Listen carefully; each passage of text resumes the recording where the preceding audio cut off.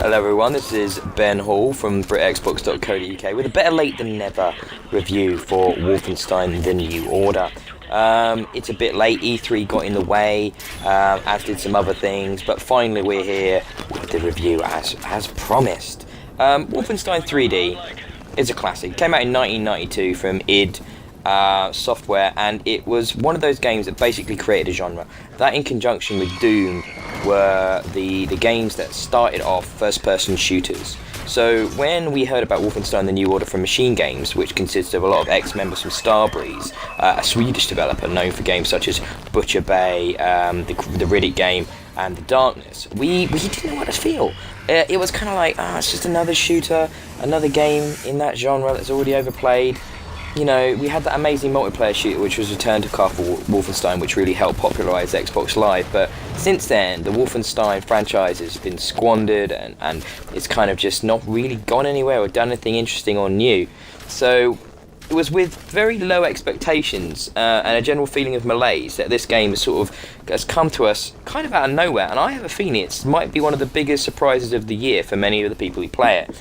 With no multiplayer whatsoever, the game focuses entirely on a single player sort of linear story. Linear in the respect that once you pick a path you stick to it, but there are multiple paths. I don't want to say too much, I don't want to spoil too much.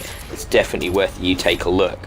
And with this we have a story that hinges very much on the characters and, you know, Machine Games' take on how to tell this conventional feeling story. We're in a world in the 1960s in which the Nazis have taken over, they've won World War II, and they've now conquered the globe and more. Again, I'll avoid the spoilers.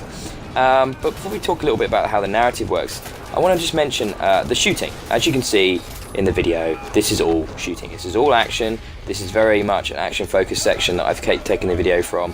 And it's solid. It works really well. There's actually, what you don't see much in this, a really good stealth mechanic. You can sneak around, you can assassinate people, you can throw knives at people, and based on how you play the game, you get different perks that you get rewards and buffs based on what you're doing. So rather than a point system, it's a direct reward to how you're playing, which I think is a really neat touch as well. The combat is great.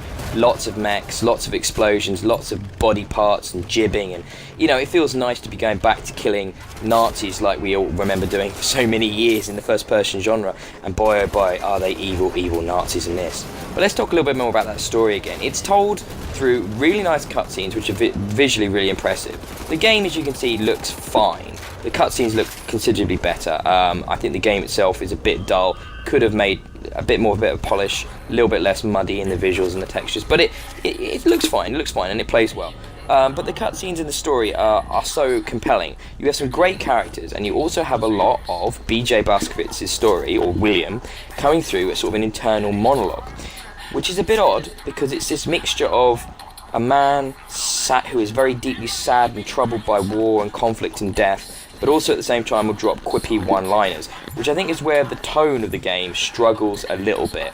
It's this mash together of what you'd expect from an action genre and what Machine Games are trying to achieve with telling a slightly deeper, more human story. You know, it works for the most part, but in general, this game is a big surprise. It works much more than I ever thought it would, with a great combination of gunplay and a really compelling, interesting story. I was driven through the considerable lengthy campaign of, I think, many hours, approaching 20 hours of gameplay, and frankly, I just wanted more, and there is more because there's two distinct campaigns in a way, because there's a choice you make early on, which means there's a split, and so once you complete the game once, you can play it all through again, and I highly recommend doing so. I had a lot of fun with this game, much more than almost it deserved to have.